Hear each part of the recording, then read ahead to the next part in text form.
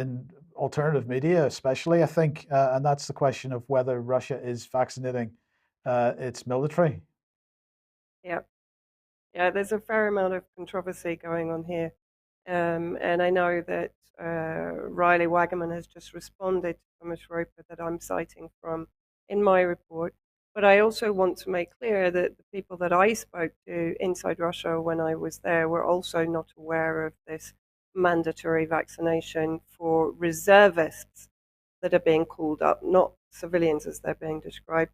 So this guy is on Telegram channel. He's quite amusing but very informative. Ossi Cossack. He's a Sydney media personality, Simeon Boykov, and this was his video that he put out, I think, yesterday. Apologies for the slightly colourful Aussie language in it. It's not that bad. Guys, share this video very quick. Putin is not doing mandatory injections for his military. That's just a fake to try and convince the anti-vaxxers to go against Russia. Beware of the mainstream media fake news, lefty woke bullshit tactics. I'm in contact with troops, with soldiers, with military priests, with officers. There's no mandatory vaccination when they're in the army. You think Russia really cares about mandatory vax at the moment? They're doing work, they're doing bizzo. You know, it's kicked off over there. So that's just fake news bullshit, you know. Aussie Cossack, subscribe Telegram for more. I can't put this on YouTube, so I've said it here on Telegram. Okay, so as I said, the alternative media is putting out this story that Russia begins vaccinating mobilized citizens.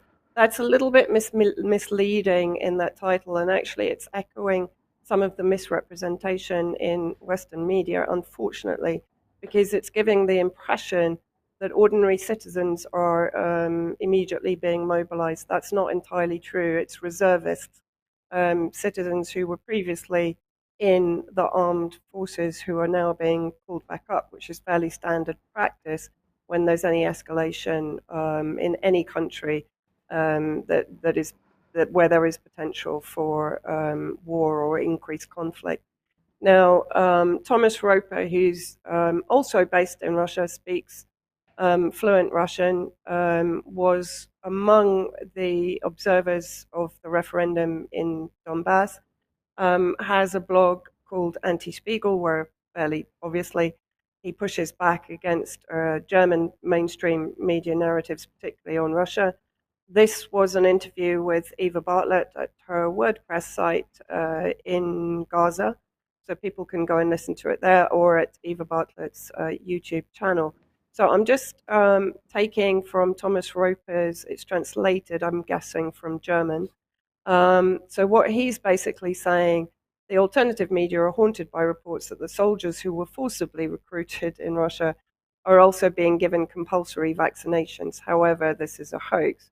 In Russia, as in almost every country, there is a legal basis as to whether and under what circumstances which vaccinations are mandatory. Vaccinations, he says, against COVID-19 are not included, but there are exceptions. Now, I would say this sort of confusion over whether vaccinations were mandatory was also seen in Syria for a relatively short time because the uptake of vaccinations was drastically low here, less than 6%. So there was a period of time, I think about 3 or 4 weeks, where health officials here were themselves pushing through coercive tactics which weren't necessarily recognized by the central government. And actually, I came up against this, and when I questioned it, I was told comprehensively by people within the central government that no, they weren't coercing people into having vaccinations, and yet at the local government level, people were feeling that they were being coerced into it. So just that's my experience here. And he says, for example, at least to the best of his knowledge, compulsory vaccination for doctors working in hospitals. Everything is different in Russia now. I would agree with that. The week that I was there, I didn't see any COVID measures in place at all. Some of the staff in the hotel where I was staying were wearing masks, but most of them actually had them pulled down. There's no PCR requirement or vaccine requirement to enter Russia. And I'm pretty sure there was never a vaccine requirement to enter Russia. I could be wrong, but I had inquired about it at various times that I was thinking of going there. While politicians in the West are preparing for the next COVID winter with media attention, all COVID measures have been abolished in Russia and the pandemic is no longer an issue. Again, I agree with that. Everyone I spoke to was not even thinking about it. There was no social distancing, as I said, there were no measures in place. Most people I spoke to told me that they had not been forced into doing anything. Obviously, I didn't talk to millions of people. I spoke to the interpreters, I spoke to the people that had organized the trip, I spoke to bus drivers, etc. And that just came up in general conversation. In Moscow, even all fines imposed because of COVID have been returned. COVID is no longer an issue in Russia. He's already reported that the handling of COVID-19 in Russia was very different from that in the West. In Russia, 200,000 additional hospital beds were set up in exhibition centers, for example, and there were only relatively moderate corona measures that were not implemented too strictly in practice. Stricter measures were only limited in the time and region if the health system came under pressure in a particular Russian region despite the additional beds. However, the measures were always withdrawn after a short time. Again, that's very similar to the reaction in Syria.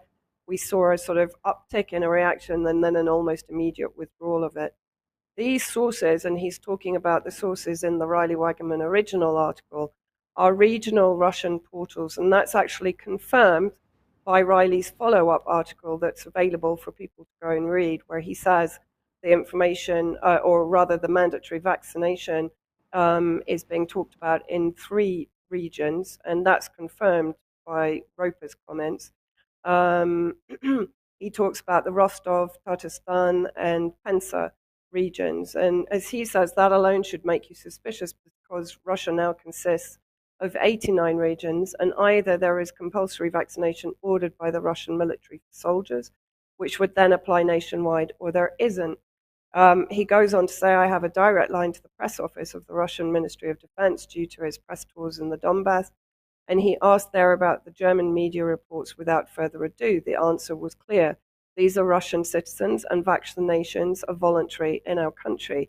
Now, I know that Riley has followed up with another article, as I say, citing other media reports and also having one of them having called a helpline, I think, with the Ministry of Defense that confirmed that vaccinations will be recommended. But I also have to say that I myself spoke to contacts within the Ministry of Defense and the MFA this morning, and they confirmed again that as far as they're concerned, the vaccinations are not mandatory for the armed forces. The priority is to get the forces to the front, trained and to the front lines. Thomas Roper then goes on to say, in Russia there's an old proverb that is still relevant today. It says Moscow is far away. And that means that in Russia it can happen from time to time that regional officials think that they can interpret rules differently than Moscow. I think that's a bad translation. So I like to think that, as quoted in Russian portals, some regional representatives of the health authorities are saying that they would like to compulsorily vaccinate the mobilized soldiers, but the Russian Ministry of Defense sees it differently. Hopefully in the next few days there might be some clarification publicly from the Ministry of Defense. That's coming from myself. It is therefore more than questionable whether these announcements will be followed by any action in individual Russian regions, because it is unlikely that the employees of the regional health authorities will even come to the barracks. Another fairly good point.